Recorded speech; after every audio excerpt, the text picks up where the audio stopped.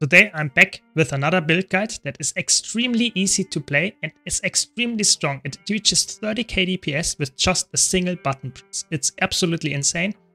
Be sure to stick to the whole video because I'll explain everything that you need to know to play this build to its fullest and really achieve this 30k number. Without much further ado, let's jump right in. I know a lot of content creators already made a build guide about this, but I just wanted to join because this is such a good build. I want to promote it even more because that's such an easy build, such a low effort build to play and such a good build. You should try it out if you are looking for something like that. So this build is played as a DPS build in instance content. So let's start with the gear. So for gear, you want to run full dragon. That means you get power and ferocity's main stat, while precision and vitality is also in there. You want to use the rune of the dragon hunter.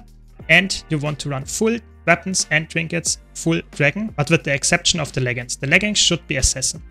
For weapons, you want to run pistol. The other weapon set doesn't matter. For sigils, you want to use sigil of accuracy and sigil of force. Just the straight up best option for damage. For relic, you want to use relic of the thief. Just baseline damage increase. For utility consumables, you want to run either with cilantro lime sous vide steaks, just for more damage, or if you can't afford the ascended version, you would go with bowls of sweet and spicy butternut squash soup. For utility consumables, of course, superior sharpening stone is best option. Now let's talk about the traits. So for the traits, you want to run deadly arts, critical strikes, and Deadeye. In the deadly arts, you get a lot of damage modifiers, just nothing crazy. In critical strikes, you get more crit chance, that's very important. You get even more crit chance, you get fury, and more damage, and more damage. So overall, just a lot of damage traits. In Deadeye, you get more damage again, and the stolen skills can deal more damage, that's important. Then you get more damage per boon, so if you have, for example, a healing catalyst in your group, it's actually more damage. And you get more damage and some precision again. That's important because this build is very straightforward to crit cap on. The utility skills you want to run with Scalp Venom, with Mercy, with Assassin Signet, Infiltrator Signet, and Basilisk Venom. You can swap the Scalp Venom to, for example, Hide in Shadows if you need stealth, or just for some passive healing, Signet of Malice. But the strongest healing skill is the Scalp Venom. And you can use Infiltrator Signet to just get more initiative, but you can also swap it to, for example, get more breakbar damage with Shadow Gust. And then you have Basilisk Venom, which you can use for amazing CC if you also use it with friends around. But you can also swap that for a little bit more damage with Thief's Guild, or swap to Shadow Melt for a little bit more button presses and a little bit more damage.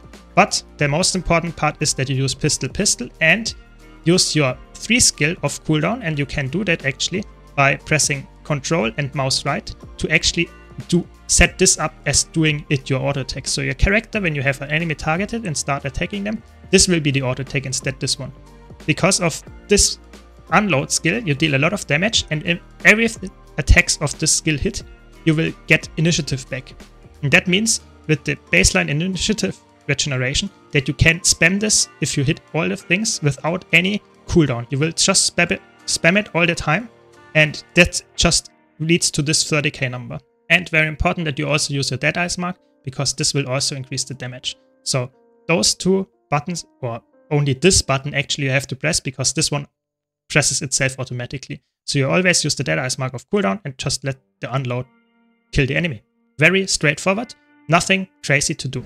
Really important with this build is that you never interrupt your unload. So please always cast it to the end and then use another skill. So if you want to use your Deadeye's mark, be careful to not interrupt your unload. Also, this build struggles a little bit with cleave. So if you want to get a little bit more cleave out of this build, try to use the piercing effect of the unload skill. So it actually goes through the enemy if you target an enemy that is behind it. So try to stand in some kind of line to actually make use out of that. And also, big note here, this build can be quite easily altered to also provide quickness to your party permanently. If you want to see this build, be sure to subscribe for that, because I will also upload a build guide to this very, very soon. If you want to min-max a little bit more, you can, for example, use the Mercy to get some initiative back if not all of the attacks hit, and you get some more initiative. And also it recharges your Deadeye's mark to actually get the proc again. If the boss is about to face, you can actually min-max a bit more and use the Assassin Signet, because then you get some more damage in the next 5 seconds. Other than that, like as you can see in this background, it's extremely easy. There is no real rotation, just press your F1 of cooldown and unload. That's it. Very easy. If you want to min-max even more, then you have 5 Malice and you use your Stolen skill that you get after you use the Deadeye's mark. You will get stealthed and can use your stealth attack.